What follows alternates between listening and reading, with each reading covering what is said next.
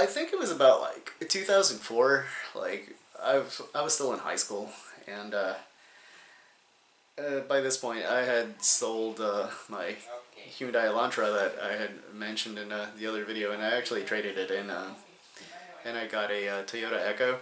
It was this red car. We used to just be like, "It's the Echo, go, go, go."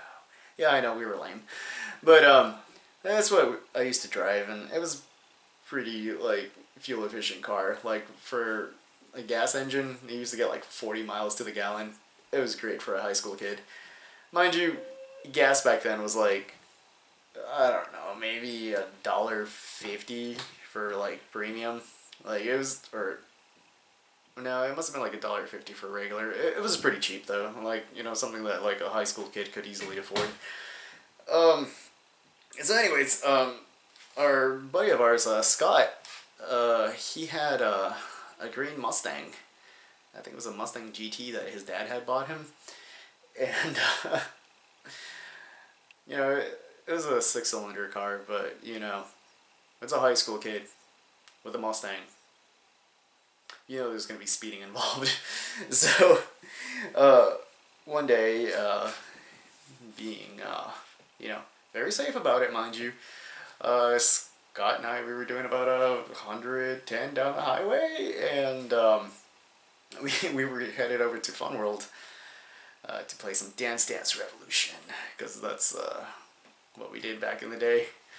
And so we're getting off exit 2, which it splits off into South Nashua, and like the left lane takes you to Hudson, New Hampshire. So obviously, you know, to get to Fun World, we had to take the South Nashua one.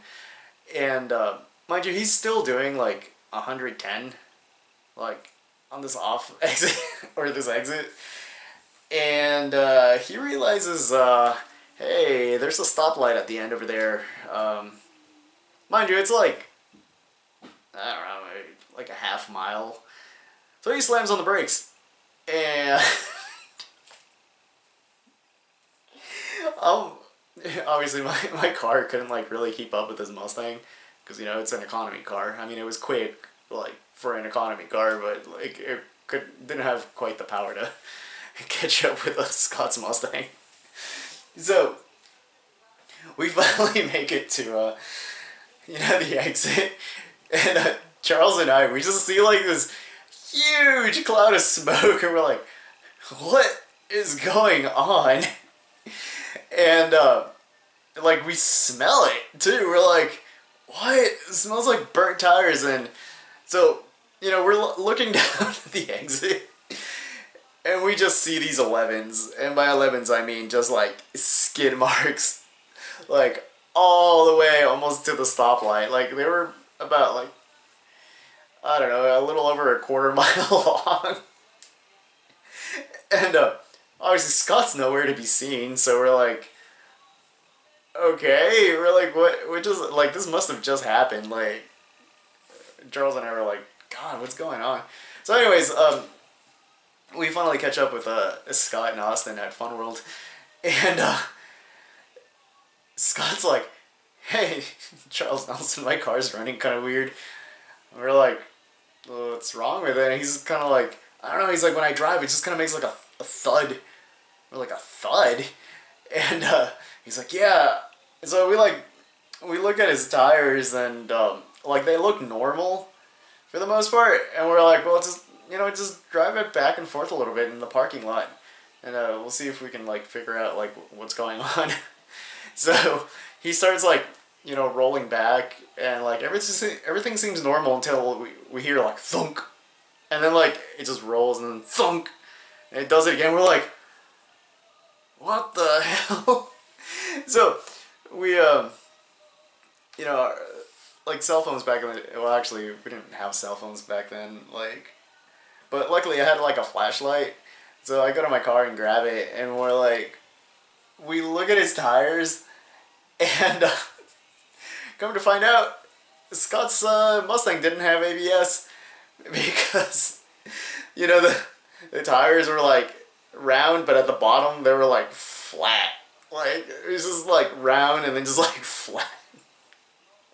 So Those 11s we saw in exit 2 were Scott's tires. Oh man. We're like, did you brake really hard on exit 2? He's like, yeah. We're like, yeah, you burned your tires flat. Like, you have a flat spot, you're gonna have to get like 4 new tires. And he's like, oh crap. So, yeah, that was a crazy night. The thing is, nobody really knows what became of that green Mustang. Some people say that Scott sold it. Other people say that he ended up getting a Coyote engine. Other people say that that Mustang had a Mustang Viking funeral.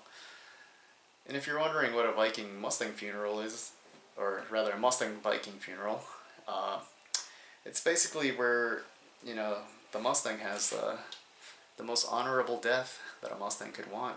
Every Mustang wants to die this way. How did it die? It buried itself into a crowd of people. Of course, you know, that's not actually what happened, but it's what I choose to believe. It's what I hold dear in my heart.